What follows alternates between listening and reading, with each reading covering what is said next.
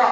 পৃথিবীর বুকে আল্লাহর মানুষের জন্য প্রথম মসজিদ আল্লাহ নির্মাণ করলেন, সেটা হলো মক্কা মুবারক, মক্কাতুল মুকাররমায়। মক্কাতুল মুকাররমা হচ্ছে পৃথিবীর নবী। পৃথিবীর মিডল পয়েন্ট আপনার দখলে থাকে, পৃথিবীর আপনার শরীরের মিডল অংশ যদি আপনার কব্জায় থাকে, সারা শরীর যেমন আপনার নিয়ন্ত্রণ থাকে, ঠিক এমনি ভাবে পেয়ারা নবীর হাতে মক্কা বিজয়। মক্কাকে আল্লাহ তাআলা ফিরিয়ে দিয়ে আল্লাহ তাআলা মেসেজ দিয়েছেন, ওগো নবী, দূরে টুমরু, পশ্চিম থেকে পূর্ব, উত্তর থেকে দক্ষিণ, সূর্য উদয় থেকে সূর্য অস্তগামিত, গোটা দুনিয়ার রন্ধে রন্ধে আপনার কাছে আমি আল্লাহ যে দিন হক দিয়েছি, এই দিন হকের বিজয় ইশারা করবে।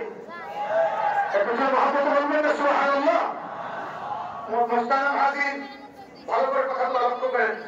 পেয়ারা নবীর হাতে মক্কার ক্ষমতা, কাফেররা প্রকষ্ট বিধ্বস্ত।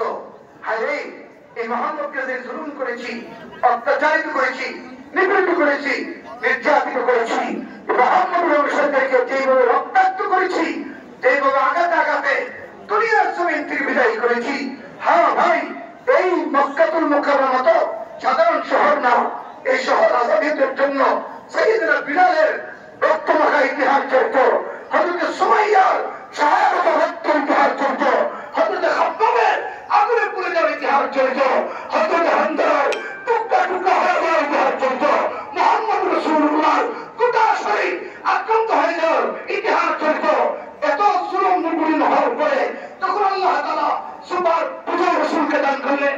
ইচ্ছা করলে নবী প্রতিটি আঘাত, প্রতিটি জুলুম, প্রতিটি হত্যাকাণ্ডের তার পাল্টা জবাব দিতে পারতেন, প্রতিশোধ গ্রহণ করতে পারতেন। কিন্তু গোটা দুনিয়াকে তাক লাগাইয়া আপনার নবী, আমার নবী, দুজাহানের বাদশা নবী, নবীদের নবী, আখির নবী মুহাম্মদ রাসূলুল্লাহ সাল্লাল্লাহু আলাইহি সাল্লাম বাইতুল্লাহর পায়ে দাঁড়িয়ে রাখতে বললেন, এ বাইতুল্লাহর মুসলমানরা শোনো, এ মক্কার মুসলমানরা শোনো, ও আমার সাহাবীরা শোনো, বিদ্যার্থীরা শোনো, আমার তো ইসলাম করা হয়েছে, আমার সাহাবায়ে-কেরামকে রক্তাক্ত করা হয়েছে, শোকাতুরে সবাই করা হয়েছে, বন্ধুত্ব বরণ করতে হয়েছে। তাদের প্রত্যেকটি জুলুমের হিসাব আমি দিতে পারি, কিন্তু আমি মুহাম্মদ রাসূলুল্লাহ প্রতিশোধের জন্য পৃথিবীতে প্রেরিত হই নাই। আমি এসেছি রাহমাতুল লিল আলামিন হিসেবে। আমি আজকে ঘোষণা করছি, ক্ষমতা আমার হাতে, সব পাওয়ার আমার হাতে, প্রত্যেকটা জুলুমের বদলা নিতে পারি। কিন্তু আমি ঘোষণা করলাম, আমার মক্কা, আমার মদিনা, আবু বকর ওমরের জন্য যেরকম নিরাপত্তার নগরী, বেঈমানদের জন্য তেমন নিরাপত্তার নগরী ঘোষণা করলাম। এর নাম ইসলাম। আরে ভাই কথা বলেন না ভাই। চূড়ান্ত প্রতিশোধ দেওয়ার সুযোগ থাকার পরে যারা ক্ষমা করে তাদের নাম মুসলমান। কথা বলেন না, ঠিকই আছে এখন? তাদের নাম মুসলমান। আফসোস আর দুঃখের জায়গা আজকে মুসলমানকে গোটা দুনিয়াতে টেররিস্ট বলে, টেররিজম বলে, সন্ত্রাসী বলে আখ্যায়িত করা হয়। কিন্তু আল্লাহ তাআলা বিজয়ের সূর্য উদয় করে দিয়েছেন আফগানিস্তানের বুকে। আরে তোমাকে কথা বলা না, ঠিক না? পৃথিবীর সুপার পাওয়ার তোমরা আমরা দেখছি 20 বছর চেষ্টা চালিয়েছিলাম আফগানিস্তানের বুক থেকে বোমবাজি করে করে, শোকাতুরে শহীদ করে, এই দেশকে কব্জা করে, এই দেশের বুক থেকে ইসলামের আওয়াজকে ছিনিয়ে নিয়ে কুফরি বীজ বপন করে গোটা দুনিয়াকে ক্যাপচার করার জন্য। কিন্তু পাগড়িওয়ালা, টুপিওয়ালা, দাড়িওয়ালাদের সামনে, নিরস্ত্র মুসলমানের সামনে তাদের ইমানের কাছে আল্লাহ তাআলাকে 20 বছর এমন পিটুনিয়ে এমন করে ধুলাই খাইয়েছে, যাওয়ার সময় কুত্তা যেমন পরাজিত হইলে লেজ কুটায় পড়া, একদিকে আমাদের শক্তি আফগানিস্তানের সাথে লেজ কুটায় পড়াতে বাধ্য হয়েছে। কেন মুসলমানের সঙ্গে কে আছে? যেরকম এটা মুসলমানের সঙ্গে কে আছে?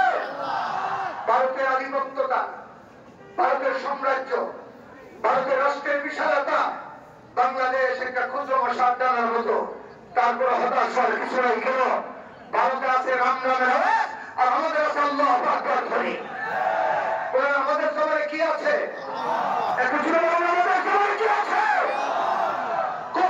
হাজার হাজার কোটি জনতার রাম নাম স্লোগান দিয়া ইমানদারের জবানে আল্লাহু আকবার মোকাবেলা করা যাবে না। কেন? এটা আমাদের পাওয়া, এটা আমাদের নাম, এটা আমাদের শক্তির উৎস। পৃথিবীর এমন কোন শক্তি নাই আল্লাহু আকবার জোর তুমি আওয়াজকে কেড়ে নেবে। এই নাম কার নাম? একটু জোরে বললে এই নাম কার নাম? আমি স্মৃতিচারণ করি আপনাদেরকে। মুফতি আমিনী রাহমাতুল্লাহ আলাইহি ওনার জীবদ্দশায়